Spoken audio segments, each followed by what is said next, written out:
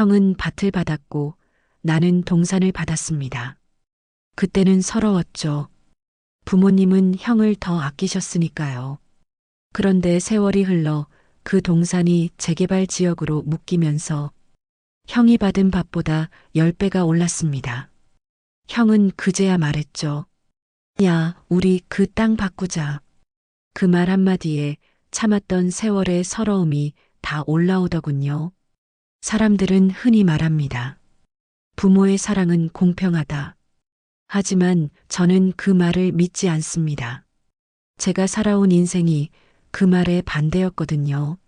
저는 두 형제 중 막내였습니다. 형은 장남으로 태어나 부모님의 기대를 한 몸에 받았죠. 밥상에 고기 반찬이 올라오면 형 먼저 줘라. 좋은 옷이 생기면 형이 학교 가니까 형이 입어야지. 늘 그랬습니다. 그때 저는 어렸습니다. 그게 당연한 줄 알았어요. 하지만 세월이 지나 어른이 되고 보니 그 당연함이란 게 얼마나 무거운 말인지 알겠더군요. 부모님이 연세가 드시고 이제 슬슬 재산을 나누겠다고 하셨습니다. 그날을 저는 잊을 수가 없습니다. 거실에 형과 제가 마주 앉았고 아버지가 종이 한 장을 꺼내셨습니다. 병호는 밭을 가져라. 준호 너는 산 아래 동산 자락 하나 있지? 그거 네가 가져라. 그 순간 저는 아무 말도 하지 못했습니다. 형은 미소를 지었고 어머니는 그래도 공평하게 나눈 거야. 라며 저를 다독였죠. 공평이라니요. 밭은 넓고 기름졌습니다. 동산은 외지고 잡초만 무성했어요. 그런데 그게 공평하다고요? 그날 이후로 저는 마음속으로 다짐했습니다. 그래, 기대하지 말자. 이 세상은 원래 불공평하니까. 그 후로 저는 제 인생을 살아갔습니다. 직장 다니고 아이 키우고 하루하루 버텼죠. 그 동산은 신경 쓸 틈도 없었습니다. 그냥 버려진 땅, 세금만 내는 귀찮은 존재였죠. 가끔 형이 전화를 걸어왔습니다. 야, 너 그 땅 팔 생각 없냐? 거기 잡풀만 자라는데 뭐 하려고? 그럴 때마다 그냥 웃었습니다. 그래, 형이 사고 싶으면 형이 가져. 그렇게 흘려보낸 세월이 20년이 넘었습니다. 그러던 어느 날 이상하게 동네가 들썩이기 시작했습니다. 야, 거기 신도시 들어온대. 지하철역 생긴다더라. 소문이 삽시간에 퍼졌습니다. 처음엔 믿지 않았습니다. 그런데 부동산 사무실에서 확인해 보니 제가 가진 그 외진 동산이 재개발 구역으로 지정된다는 겁니다. 그 말을 들었을 때 머리가 멍해졌습니다. 동산이요? 그 잡풀만 무성한 거기요? 직원은 웃으며 말했습니다. 네, 거기 지금 감정가만 10배 올랐어요. 더 오를 거예요. 그 순간 제 손이 떨렸습니다. 서럽고 기쁘고 어쩐지 눈물이 핑 돌았습니다. 평생 억눌려 살았던 막내의 인생이 드디어 빛을 보는 느낌이었죠. 며칠 후 형에게서 전화가 왔습니다. 오랜만에 듣는 목소리였습니다. 형야, 너 그때 받은 땅 있잖아. 나 그거 생각해봤는데 우리 바꾸자. 밭이랑 그거. 나 이제 와서? 형 아니 뭐 그냥 서로 윈윈 하자는 거지. 순간 제 안에서 쌓였던 감정이 폭발했습니다. 20살 때의 억울함, 30년 전의 그 자리, 부모님 옆에서 웃고 있던 형의 얼굴이 떠올랐습니다. 형, 미안한데 이제 늦었어. 전화기 너머로 한동안 침묵이 흘렀습니다. 그리고 형은 짧게 말했죠. 그래 알았다. 그 한마디가 이상하게도 시원했습니다. 마치 인생이 세월이 저를 대신해 복수해 준 기분이었습니다. 그 이후로 제 삶은 조금씩 달라졌습니다. 은행에서 대출 제한이 들어오고 건설회사에서 땅을 사겠다는 연락이 쏟아졌습니다. 예전엔 제 이름 석자 아무도 몰랐는데 이제는 다들 제게 사장님이라고 부르더군요. 아이들도 그랬습니다. 아빠, 그 동산 덕분에 우리 인생이 달라졌어요. 그 말을 듣는데 왠지 웃음보다 눈물이 먼저 나왔습니다. 밤이 되면 혼자 동산에 올라갑니다. 예전엔 잡초만 무성하던 그 자리에 지금은 개발 표지판이 세워져 있습니다. 그리고 그 표지판을 보며 속삭이죠. 부모님은 형을 챙겼지만 세상은 날 챙겼네요. 형에게서 전화가 온 건 제가 동산이 재개발 지역으로 묶였다는 소식을 듣고 일주일쯤 지난 뒤였습니다. 낮에는 공사 관계자들이 왔다 갔다 하고 동네 사람들도 제 눈치를 보기 시작했죠. 야, 내 땅 대박 났다며? 그거 팔면 몇 억은 건질 거라던데? 모두들 축하해 주었지만 그 축하 속엔 묘한 질투가 섞여 있었습니다. 저녁 무렵 형의 번호가 휴대폰 화면에 떴습니다. 오랜만에 보는 이름이었습니다. 마음속에 묘한 긴장감이 흘렀습니다. 전화를 받자마자 형의 목소리가 들렸죠. 야, 잘 지내냐? 뉴스 보니까 거기 재개발 들어간다며. 그거 대단하더라. 형의 말투는 아무렇지 않은 척했지만 어딘가 어색했습니다. 몇 초의 침묵 뒤 형이 본론을 꺼냈죠. 그때 우리 밭이랑 그 동산 바꾸자. 생각해보니까 그게 서로 좋을 것 같아. 그 말에 저는 잠시 멍했습니다. 이제 와서 20년 동안 한 번도 찾지 않던 그 땅을 이제야 바꾸자고요? 형, 그건 이제 늦었어. 제 목소리가 생각보다 차가웠습니다. 아니 나도 그냥 하는 소리야. 서로 윈윈하자는 거지. 그 밭도 나쁘진 않아. 그 말이 끝나자마자 제 마음 한구석이 서늘해졌습니다. 형의 말 한마디, 그 속에는 지난 세월 동안 쌓여있던 형은 당연히 더 가져야 한다는 생각이 여전히 담겨 있었던 겁니다. 전화기를 끊고 나서 한동안 멍하니 앉아 있었습니다. 창밖에선 매미 소리가 울리고 멀리 공사 차량의 엔진 소리가 들렸죠. 그때 깨달았습니다. 이 세상엔 뒤늦은 미안함이란 게 있구나. 하지만 그 미안함은 이미 아무 의미가 없는 시점에 찾아온다는 것도요. 며칠 뒤 어머니에게서 연락이 왔습니다. 병우가 요즘 마음이 많이 상했더라. 내가 좀 이해해라. 그래도 형이잖니. 그 말을 듣는데 가슴 한쪽이 답답했습니다. 어릴 적부터 들었던 말, 그래도 형이니까. 형이 먼저니까. 그 말이 다시 귓가에 맴돌았습니다. 엄마, 이번엔 그냥 넘어가고 싶지 않아요. 그렇게 말하고 전화를 끊었습니다. 그날 밤 잠이 오지 않았습니다. 동산 생각이 났습니다. 달빛이 비치는 창밖을 바라보다가 저도 모르게 차를 몰고 그곳으로 향했습니다. 밤의 동산은 고요했습니다. 풀잎 위로 이슬이 맺히고 멀리선 공사장 불빛이 희미하게 깜빡였습니다. 20년 전 아무도 신경 쓰지 않던 그곳이 이제는 도시의 중심이 되어가고 있었죠. 그 동산 한가운데 서서 저는 천천히 숨을 내쉬었습니다. 그래, 이게 세상이구나. 누군가의 외면이 누군가의 기회가 되고 누군가의 포기가 누군가의 시작이 되는 곳. 그날 이후 형은 제게 몇 번 더 연락을 했습니다.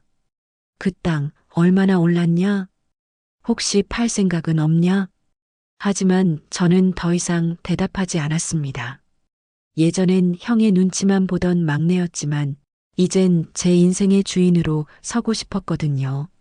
사람들은 말합니다. 형제니까 다 이해할 수 있지 않냐고. 하지만 저는 이렇게 대답하고 싶습니다. 형제도 때로는 세상보다 멀 때가 있습니다. 동산은 이제 점점 달라지고 있습니다. 굵은 철근이 박히고 콘크리트 골조가 올라가며 새 아파트 단지가 세워질 준비를 하고 있죠. 저는 그걸 멀찍이서 바라보며 생각했습니다. 형은 밭을 가졌고 나는 동산을 가졌다. 하지만 결국 세상이 나를 선택했구나. 그날 밤 핸드폰 화면에 또다시 형의 번호가 떴습니다. 이번엔 받지 않았습니다. 그저 화면만 바라보다가 천천히 꺼버렸습니다. 그때 느꼈습니다. 어쩌면 세상은 공평하게 사랑을 나누지 않아도 언젠가는 공평하게 기회를 나눈다는 걸요. 이 동네 이제 완전히 달라질 거야. 누군가 그렇게 말했습니다. 그날 이후 사람들의 눈빛이 바뀌었습니다. 그전까진 서로 안부를 묻던 이웃들이 이젠 서로의 땅 크기를 계산하기 시작했죠.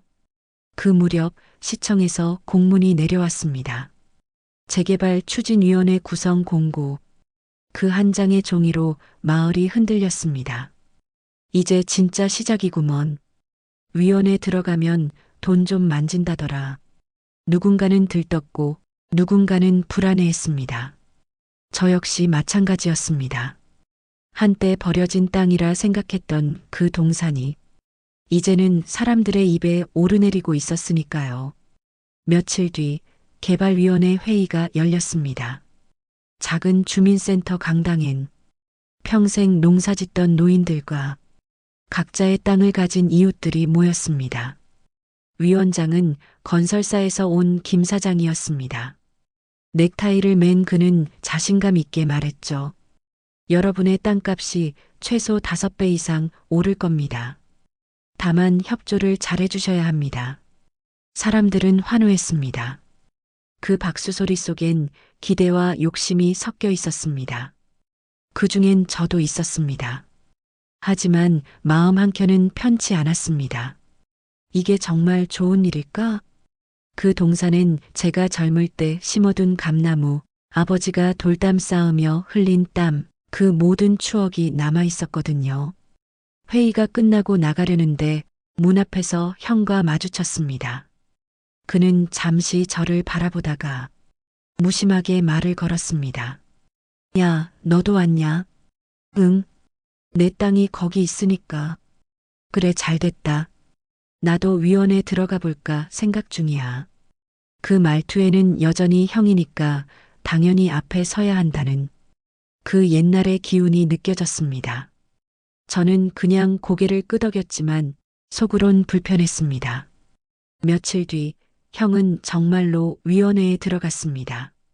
그리고 그때부터 이상한 일들이 벌어졌습니다.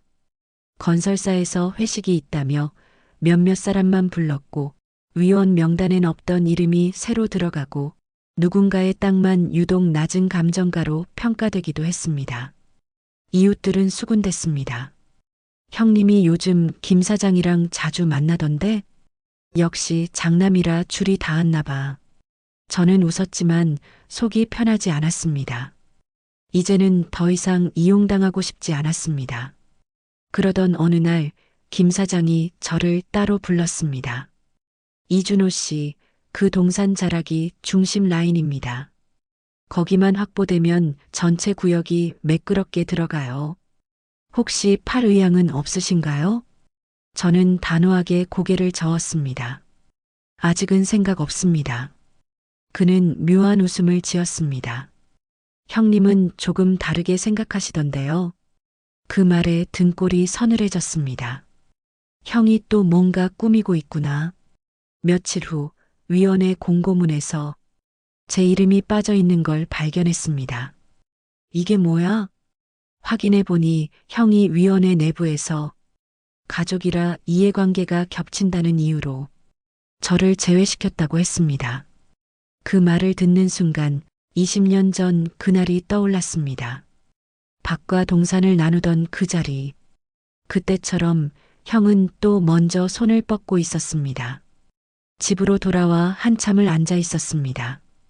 테이블 위에는 회의 자료와 땅 문서, 그리고 형의 이름이 적힌 명단이 놓여 있었습니다. 그걸 보며 속으로 웃음이 나왔습니다. 형은 아직도 세상이 자기 중심으로 돈다고 믿는구나. 하지만 이번엔 달랐습니다. 이제 세상은 형이 아니라 나에게 기울고 있다는 걸 형도 곧 알게 되겠죠. 며칠 후 건설사 직원이 찾아왔습니다. 이준호 씨, 조만간 주민 설명회 열립니다. 이번엔 꼭 참석해 주세요. 그는 의미심장한 미소를 지었습니다. 이제 판이 커지니까요. 그날 밤 창문을 열었습니다. 멀리 동산 위에는 측량용 깃발이 세워져 있었고 트럭 불빛이 언덕을 오르내리고 있었습니다. 바람이 불며 서류가 흔들렸습니다. 그래, 이제 진짜 시작이구나. 그때 저는 깨달았습니다. 세상은 단순히 땅값으로 움직이지 않습니다. 사람의 욕심으로 움직입니다. 그리고 그 욕심이 폭발할 때 누군가는 무너지고 누군가는 올라섭니다. 며칠 전 일이었습니다. 위원회 문제로 형과 다툰 지 며칠이 지난 어느 날 어머니가 제게 전화를 걸어오셨습니다. 목소리가 예전보다 많이 약해져 있었습니다. 준호야, 내 형이 요즘 마음이 힘들어 보이더라. 너도 좀 이해해라. 그래도 형이잖니. 그 말을 듣는 순간 속이 턱 막혔습니다. 엄마, 형은 늘 그래요. 항상 본인 뜻대로 안 되면 서운해하고 자기가 옳다고 생각하잖아요. 그래도 말이라도 좀 해라. 요즘 밤마다 속이 타서 잠도 못 잔다더라. 그 목소리를 들으며 마음 한켠이 흔들렸지만 이번만큼은 쉽게 넘어가고 싶지 않았습니다. 며칠 뒤 어머니 댁으로 갔습니다. 문을 열자 익숙한 냄새가 코끝을 스쳤습니다. 된장찌개 냄새, 묵은 책 냄새, 그리고 양 냄새. 거실 한가운데 어머니가 앉아 계셨습니다.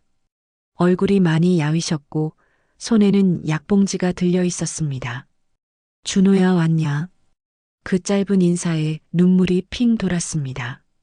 그렇게 오래 살아오면서 어머니가 나를 부르며 미소 짓는 얼굴이 왜 그렇게 낯설게 느껴졌을까요? 식탁에 마주 앉았습니다.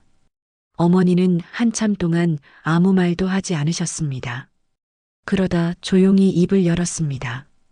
그때 밭이랑 동산 나눠줄 때 말이다. 나는 그게 잘하는 일인 줄 알았다. 형이 장남이니까 밭을 줘야 한다고. 내가 그때도 말없이 받아줘서 다행이라 생각했지. 저는 말없이 고개를 숙였습니다. 그 목소리엔 후회가 가득 담겨 있었습니다. 그런데 요즘 생각이 바뀌었다. 그때는 형이 불쌍해 보여서 그랬다. 하지만 지금 보니까 준호야, 내가 더 외로웠겠더라. 그 말을 듣는 순간 참았던 눈물이 터졌습니다. 한마디 말도 못하고 그저 고개만 끄덕였습니다. 그때 형이 들어왔습니다. 문이 열리며 형의 목소리가 들렸습니다. 엄마, 나왔어. 그는 평소처럼 당당하게 들어왔지만 어머니의 눈빛은 달랐습니다. 잠시 형을 바라보다가 조용히 말씀하셨습니다. 병호야, 이제 그만하자. 형은 잠시 멈칫했습니다. 뭐려? 너도 알잖아. 그동안 내가 얼마나 욕심을 냈는지. 순간 공기가 멎은 듯 했습니다.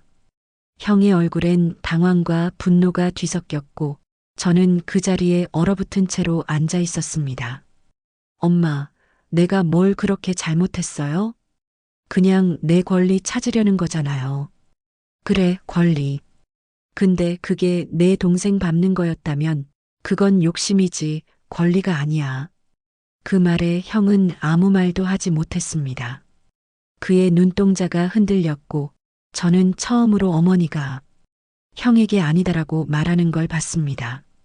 잠시 침묵이 흘렀습니다. 그때 어머니가 제 손을 꼭 잡았습니다. 준호야, 미안하다. 엄마가 그때 조금만 더 공평했더라면 너한테 이런 상처 안 남았을 텐데. 그 손은 따뜻했지만 세월의 흔적이 가득했습니다. 저는 고개를 끄덕이며 말했습니다. 엄마, 이제 괜찮아요. 그 말이 입에서 나오는데 정말 괜찮아지는 기분이 들었습니다. 이제는 원망보다 이해가 남았거든요. 집을 나서며 뒤돌아봤습니다. 거실 불빛 아래 어머니는 여전히 제 손을 잡던 자세로 앉아 계셨습니다. 형은 고개를 숙인 채 아무 말도 하지 않았습니다. 그 모습이 마음에 오래 남았습니다. 그날 밤 집에 돌아와 불을 끄고 앉았습니다. 창밖으로 달빛이 비추고 멀리서 새벽 기계 소리가 희미하게 들렸습니다. 그제야 깨달았습니다. 세상에서 가장 무거운 눈물은 미안하다는 말을 뒤늦게 내뱉는 사람의 눈물이라는 걸요. 재개발이 본격적으로 시작된 뒤 형은 위원회 일을 핑계로 하루가 멀다 하고 건설사 사람들을 만났습니다. 준호야, 이번에 큰 기회야. 나만 믿어봐. 형의 눈빛은 예전보다 훨씬 날카로워졌습니다. 언제부턴가 형은 돈 이야기를 자주 했습니다.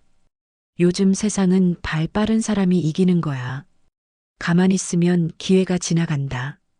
하지만 그 말 속엔 초조함이 숨어 있었습니다. 형의 밭은 이제 개발 구역 밖으로 밀려났습니다. 공사는 제 동산 쪽에서부터 시작됐고 형의 밭은 경계선에서 제외된 겁니다. 뭐야, 이게 왜 빠진 거야? 형은 화를 냈습니다. 하지만 이미 결정된 일이었습니다. 건설사 사람들은 덤덤히 말했습니다. 조정 과정에서 일부 구역이 빠졌습니다. 위원회에서도 다 동의하신 걸로 알고 있는데요. 그 말을 듣는 순간 형의 얼굴이 굳었습니다. 위원회 서류에 본인이 서명한 줄도 몰랐던 겁니다. 욕심이 너무 앞서서 내용도 제대로 확인하지 않은 채 도장을 찍은 거였습니다. 그날 밤 형이 제게 전화를 걸었습니다. 야, 너 그거 알고 있었지? 뭐려? 내 밭이 빠질 줄 알았잖아. 너 그 동산 일부러 안 판 거 아냐? 형, 그건 내가 결정한 게 아니야. 거짓말하지 마. 내가 김 사장이랑 한패 아니야? 형의 목소리는 분노와 절망이 뒤섞여 있었습니다. 저는 더 이상 대꾸하지 않았습니다. 그 통화 이후 형은 한동안 연락을 끊었습니다. 몇 달이 지나 공사가 본격적으로 시작됐습니다. 트럭이 들락거리고 철근이 세워지고 동네는 하루가 다르게 변했습니다. 그 사이 형의 밭은 점점 버려졌습니다. 농사는 더 이상 되지 않았고 그 넓던 땅은 잡초와 먼지로 뒤덮였습니다. 사람들은 수군댔습니다. 형님이 위원회에서 손 떼고 나서 완전히 기운 빠졌대. 사업한다더니 망했다더라. 소문은 사실이었습니다. 형은 위원회 일에 몰두하느라 하던 농사를 접었고 지인에게 빌린 돈으로 부동산 투자까지 했습니다. 하지만 재개발 일정이 미뤄지고 형이 샀던 땅들은 감정가가 폭락했습니다. 결국 형은 빚더미에 앉았습니다. 어느 날 형이 제게 찾아왔습니다. 문을 열자 낯선 얼굴이 서 있었습니다. 예전의 당당함은 사라지고 구겨진 셔츠에 눈가엔 깊은 피로가 깃들어 있었습니다. 준호야, 잠깐 시간 좀 내줄 수 있냐? 우리는 거실에 마주 앉았습니다. 형은 말없이 한숨을 내쉬었습니다. 그리고 힘없이 꺼냈습니다. 내가 잘못했나 봐. 뭐가요? 그냥 다. 그 말에 아무 대답도 할 수 없었습니다. 형은 조심스럽게 말을 이었습니다. 그때 그 반 말이야. 그거라도 지켜야 했는데 나한텐 왜 이렇게 되는 걸까? 형, 세상이 그런 거예요. 항상 강한 사람만 이기는 건 아니잖아요. 형은 웃었지만 그 웃음엔 슬픔이 섞여 있었습니다. 너도 이제 그런 말 하는구나. 예전엔 항상 참던 내가. 그 말이 이상하게 가슴을 아프게 했습니다. 그래서 저는 조용히 말했습니다. 형, 이젠 그냥 내려놓는 게 어때요? 형은 한동안 아무 말도 하지 않았습니다. 그러다 창밖을 바라보며 중얼거렸습니다. 그래도 난 장남이야. 부모님이 나 믿으셨잖아. 그 말에 눈시울이 뜨거워졌습니다. 그 한마디 속엔 무너진 자존심 그리고 여전히 버리지 못한 형의 자리가 담겨 있었습니다. 그날 밤 형은 돌아가며 이렇게 말했습니다. 준호야, 미안하다. 그게 형에게서 들은 첫 번째 사과였습니다. 그 짧은 말이 제 가슴을 오래 울렸습니다. 며칠 뒤 형의 밭에 가봤습니다. 잡초 사이로 녹슨 농기구가 쓰러져 있고 그 옆엔 오래된 간이 창고가 반쯤 무너져 있었습니다. 바람이 불며 덜컹거리는 소리가 허무하게 울렸습니다. 그때 문득 이런 생각이 들었습니다. 형의 밭은 무너졌지만 이제서야 형 자신이 사람으로 다시 서는 중일지도 모르겠다. 그날 밤 멀리서 건설 현장의 불빛이 반짝였습니다. 그 불빛을 바라보며 속으로 중얼거렸습니다. 이제 진짜 세상이 우리 둘을 시험하는구나. 형이 찾아온 다음 날 저는 그 말을 계속 곱씹었습니다. 준호야, 미안하다. 그 짧은 한마디가 머릿속에서 떠나질 않았습니다. 형은 분명 잘못했습니다. 밭도 위원회도 가족 사이도 모두 욕심으로 망가뜨렸습니다. 그런데 이상하게도 그날 형의 눈빛엔 예전과 다른 게 있었습니다. 며칠이 지나도 형은 연락이 없었습니다. 대신 소문이 들려왔습니다. 형이 빚독촉을 받았다는 이야기, 밭 일부를 팔려고 내놨는데도 아무도 사지 않는다는 이야기. 그 말을 들을 때마다 마음이 복잡했습니다. 솔직히 말하면 속이 시원하기도 했습니다. 그래, 세상이 이제라도 공평해졌구나. 하지만 그 기분은 오래가지 않았습니다. 밤이 되면 형 생각이 났습니다. 같이 뛰놀던 어린 시절, 밭에서 아버지를 도와 땀 흘리던 기억, 그때 형은 내게 준호야, 힘들지? 하며 웃어주던 사람이었습니다. 그 다음 날 형에게 전화를 걸었습니다. 형, 시간 좀 돼요? 그래, 왜? 밥이나 같이 먹어요.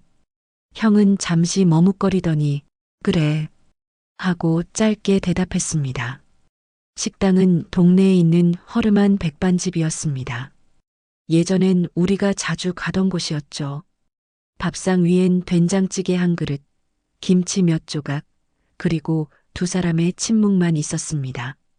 형, 그 밭 아직 안 팔렸죠? 형은 젓가락을 멈추더니 고개를 끄덕였습니다. 응, 이젠 누가 사겠냐? 그럼 그냥 내가 살게요. 형의 눈이 커졌습니다. 내가? 응, 나도 그 땅 기억 많잖아요. 형은 잠시 아무 말도 하지 않았습니다. 그리고 낮게 웃으며 말했습니다. 그걸 왜 사? 나처럼 망한 놈 밭을. 형이 망한 게 아니라 그냥 넘어졌을 뿐이잖아요. 그 말에 형의 손이 멈췄습니다. 그 순간 형의 눈가가 젖어 있었습니다. 그가 고개를 숙이며 말했습니다. 준호야, 나는 평생 형으로 살았는데 한 번도 동생처럼 널 챙겨준 적이 없구나. 그 말에 저는 조용히 대답했습니다. 이제라도 괜찮아요, 형. 며칠 후 저는 실제로 형의 밭 일부를 사들였습니다. 서류에 도장을 찍으며 묘한 기분이 들었습니다. 이게 복수일까 아니면 화해일까? 그건 잘 모르겠더군요. 다만 확실한 건 이제는 형을 미워하지 않아도 된다는 거였습니다. 며칠 후 어머니 댁에 들렀습니다. 어머니는 제 이야기를 듣고 조용히 미소를 지으셨습니다. 그래, 잘했다. 돈보다 중요한 게 마음이지. 결국 형제는 피보다 깊은 인연이야. 그 말을 듣는데 마음 한켠이 따뜻해졌습니다. 그날 밤 집에 돌아와 창문을 열었습니다. 멀리서 공사장의 불빛이 여전히 반짝이고 내 동산은 점점 도시의 한 부분이 되어가고 있었습니다. 그 빛을 바라보며 생각했습니다. 형은 밭을 잃었지만 나는 형을 되찾았구나. 그 순간 묘하게 세상이 고요했습니다. 복수도 분노도 미움도 사라지고 그저 가족이라는 단어만 마음속에 남아 있었습니다. 재개발이 끝났습니다. 예전의 들판과 흙길, 그리고 그 동산은 이제 모두 사라졌습니다. 그 자리에 반짝이는 아파트 단지가 들어섰습니다. 그 동산 한가운데는 어린이 공원이 만들어졌고 사람들은 그곳을 동산마을 공원이라 부르고 있었습니다. 아이들이 뛰노는 웃음소리를 들으며 저는 울컥했습니다. 그 오래된 동산이 이렇게 누군가의 일상이 되어 있을 줄은 몰랐습니다. 입주가 시작된 날 건설사 관계자가 제 손을 잡으며 말했습니다. 이준호 선생님 덕분에 이 구역이 완성됐습니다. 동산이 없었다면 구조가 맞지 않았을 거예요. 그 말을 듣는데 마치 오랜 세월이 한순간에 보상받는 느낌이었습니다. 며칠 후 형이 찾아왔습니다. 머리는 더 하얘졌고 예전의 날선 표정은 어느새 사라져 있었습니다. 준호야, 여기가 그 동산이었지? 응. 지금은 공원이 됐어요. 형은 잠시 공원을 둘러보다가 벤치에 조용히 앉았습니다. 그의 손이 떨리고 있었습니다. 참 많이 변했다. 세월이니까요. 형은 한참 말이 없었습니다. 그리고 천천히 입을 열었습니다. 준호야, 나 그때 너 밟고 올라서면 나도 행복할 줄 알았다. 형? 근데 아니더라. 내가 잘 되는 걸 보니까 오히려 내가 편해졌다. 그 말에 저는 고개를 들지 못했습니다. 평생 듣지 못했던 진심이었거든요. 공원 한가운데를 걷는데 아이들이 놀이터에서 웃고 있었습니다. 형은 그 모습을 바라보며 작게 웃었습니다. 부모님이 살아계셨다면 좋아하셨겠지? 그럼요. 형이 이렇게 웃는 모습도 오랜만이에요. 그 말에 형은 고개를 끄덕였습니다. 햇살이 그의 흰 머리에 비치고 그 미소엔 긴 세월의 후회와 평안이 함께 묻어 있었습니다. 잠시 후 형은 조용히 주머니에서 무언가를 꺼냈습니다. 오래된 흑백 사진 한 장이었습니다. 젊은 시절 아버지와 우리가 함께 밭을 매던 모습이었습니다. 이때 우리가 참 열심히 살았지. 네. 그땐 몰랐어요. 밭이든 동산이든 결국 다 같은 흙이었다는 걸.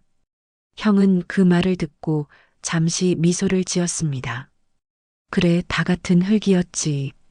해가 저물어갈 무렵 형은 자리에서 일어나 제 어깨를 가볍게 두드렸습니다. 준호야, 고맙다. 뭐려? 끝까지 나버리지 않아서. 그 말에 가슴이 뭉클했습니다. 말없이 고개를 끄덕이는데 형이 천천히 걸어가는 뒷모습이 이상하게 작아 보였습니다. 집으로 돌아오는 길, 저는 차 안에서 한동안 아무 말도 하지 않았습니다. 창밖으로 보이는 아파트 불빛들이 반짝였고 그 불빛마다 가족들이 웃고 있겠죠. 그때 깨달았습니다. 기적이라는 건 땅값이 오르는 게 아니라 마음이 다시 이어지는 순간에 일어난다는 걸요. 그날 밤 창문 너머로 새 공원의 가로등이 빛나고 있었습니다. 바람이 불며 나뭇잎이 흔들렸습니다. 그 소리마저도 마치 부모님의 목소리처럼 따뜻하게 들렸습니다. 형이 떠난 뒤 저는 종종 그 공원에 나갑니다. 사람들은 그곳을 여전히 동산마을 공원이라 부릅니다. 아이들의 웃음소리가 울려 퍼지고 바람은 부드럽고 햇살은 따뜻합니다. 그 자리 예전엔 아무도 거들떠보지 않던 잡초밭이었습니다. 이제는 그곳이 이 마을의 중심이 되었죠. 벤치에 앉아 있으면 눈앞으로 세월이 흘러갑니다. 형이 밭에서 땀 흘리던 모습, 아버지가 돌담을 쌌던 손, 어머니가 멀리서 손 흔들던 미소, 모두가 그 바람 속에서 살아있는 것 같습니다. 때로는 사람들이 제게 묻습니다. 선생님, 어떻게 그 긴 세월을 버티셨어요? 저는 웃으며 대답합니다. 버틴 게 아니라 살다 보니 그렇게 된 거예요. 그 말이 진심입니다. 인생은 버티는 게 아니라 그냥 하루하루 살아가는 거니까요. 형이 떠난 날 밤 하늘을 올려다보며 혼잣말을 했습니다. 형, 이제 우리 싸움 끝났어요. 그때 하늘에 별이 하나 유난히 밝게 빛났습니다. 마치 형이 대답하는 것 같았죠. 요즘은 공원에 나가면 젊은 부부들이 아이 손을 잡고 걷는 모습을 자주 봅니다. 그걸 보면 마음이 따뜻해집니다. 이제 이 자리는 내 것이 아니라 다음 세대의 것이 되었구나 싶습니다. 어느 날 공원 입구를 지나는데 작은 비석이 하나 눈에 들어왔습니다. 옛 동산터 이곳은 마을의 희망이 시작된 자리입니다. 그 문구를 읽는 순간 가슴이 벅차올랐습니다. 내가 버텼던 그 세월이 결국 이렇게 남았다는 게 믿기지 않았습니다. 이제는 모든 게 고요합니다. 형도, 부모님도, 그리고 나 역시 세월 속에 흘러가겠죠. 하지만 저는 압니다. 세상은 결코 아무에게나 불공평하지 않다는 걸요. 그저 자기 때가 조금 늦게 오는 사람이 있을 뿐입니다. 밤이 깊어갈 때면 창밖으로 공원의 가로등이 부드럽게 비칩니다. 그 불빛이 마치 형이 아직 그곳에서 나를 바라보는 것 같습니다. 마지막 내레이션. 부모님은 형을 챙겼다. 하지만 세상은 날 챙겼다. 형이 가진 건 먼저였고 내가 얻은 건 늦게였다. 그러나 결국 세상은 공평했다.